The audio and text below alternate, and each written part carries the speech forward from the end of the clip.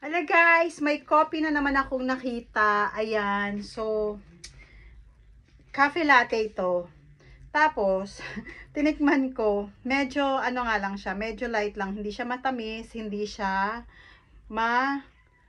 ano ba yun, matabang. Parang ganon.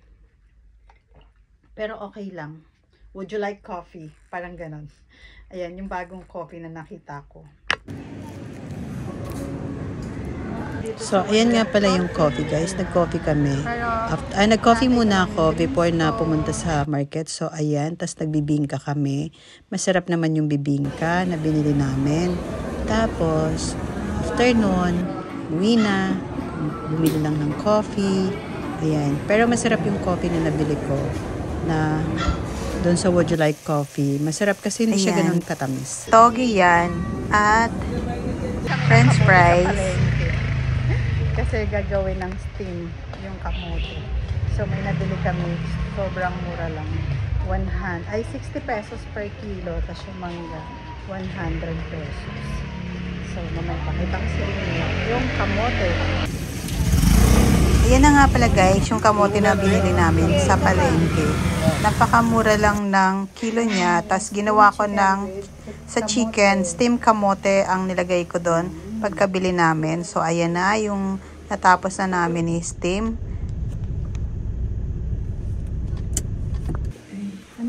Tapos yan na yung avocado dessert namin. Napakasarap ng avocado na yan na ginawa namin. Tapos may lettuce siya. So ayan, avocado masarap. Tapos may salad kami na binili ko naman sa SNR. So napakasarap ng avocado na yan kasi wala siyang sira sa loob. So let's eat. Kain na tayo dito sa mga food namin na binili at may lettuce kami, tapos potato with onion. Ayan, ang ginawa ko din. At yan nga pala guys, nagkita-kita kami ng mga friend ko, mga friendship ko. Kumain din kami sa Sangyup Sarap. Ayun, kumain kami, nagkita-kita kami kasi laging busy yung mga magkakaibigan, sobrang madaming trabaho, kaya minsan nagkita-kita din kami na kumain kami. Minsan nagko-coffee naman kami kapag may time. So, ayan, samahan nyo kami guys na makumain kami doon at hindi kami busy. May time din para magkita-kita kami ng mga kaibigan ko. So, let's go guys, samahan nyo kami doon sa kakainan namin. Ayan nga pala guys, ang aking mga kaibigan, ang mga friendship ko, kaibigan na, friendship pa. So, ayan yung magaganda kong kaibigan. Nagsama-sama kami para magkwentuhan kapag may time. Alam niyo naman, lagi tayong busy, kaya binibigyan minsan ng oras ang magkakaibigan at nagkikita-kita para minsan lang ng time at mawala ang mga stress natin sa buhay natin para magkwentuhan lang tayo paminsan-minsan kapag hindi busy.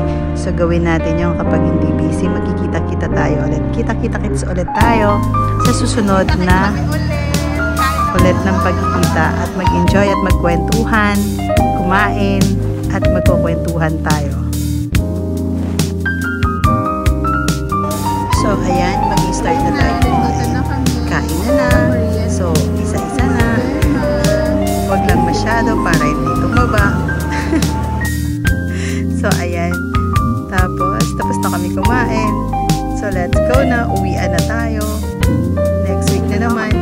Kita. So, ayan. Kasi pasarado na yung mall. Kaya, ayun. Hindi namin naisip na pasarado na pala yung mall sa kakadaldal namin.